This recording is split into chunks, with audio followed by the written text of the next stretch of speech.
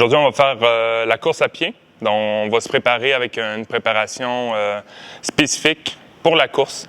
Donc, on va commencer. J'ai mis des petits cônes. Fait on va faire une certaine distance. On va faire skip A, skip B, skip C.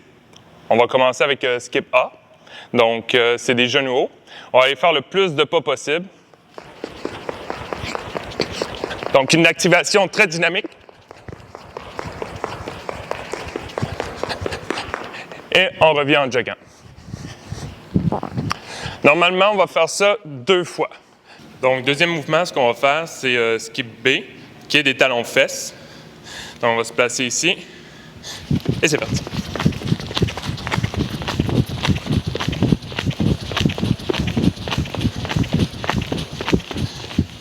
Et on revient en joguant.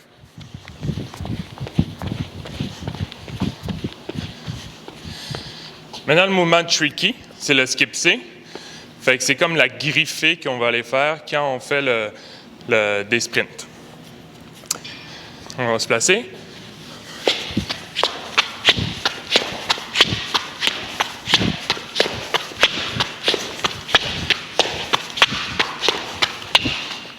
Et on revient en jogging.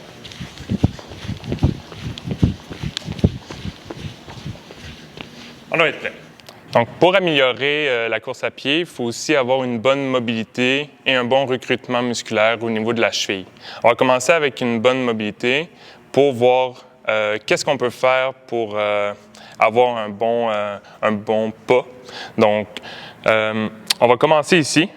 On va pouvoir étirer le mollet en essayant de garder la jambe le plus droite possible et le pied le plus vertical possible.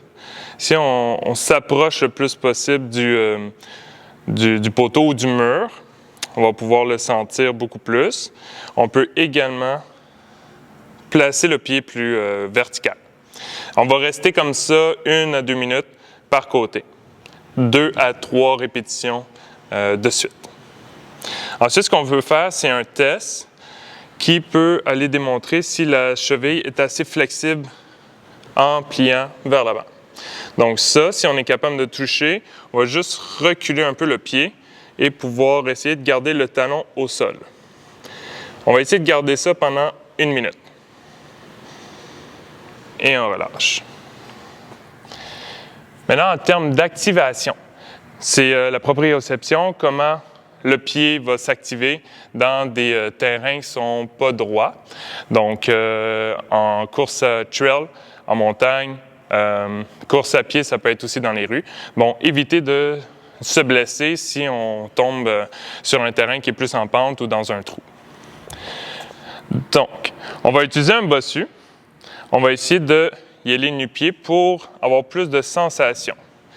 Donc, le bossu, il est fait pour être instable et créer justement tout ce que tu as besoin pour que le muscle s'adapte. Fait qu'on voit, c'est assez difficile de ce côté-là, mais c'est faisable si tu regardes droit devant. Après un certain temps, ton muscle va s'habituer, ça va être de plus en plus facile. À ce moment-là, tu peux l'essayer également de l'autre côté. Fait que là, on a placé le bossu dans l'autre sens.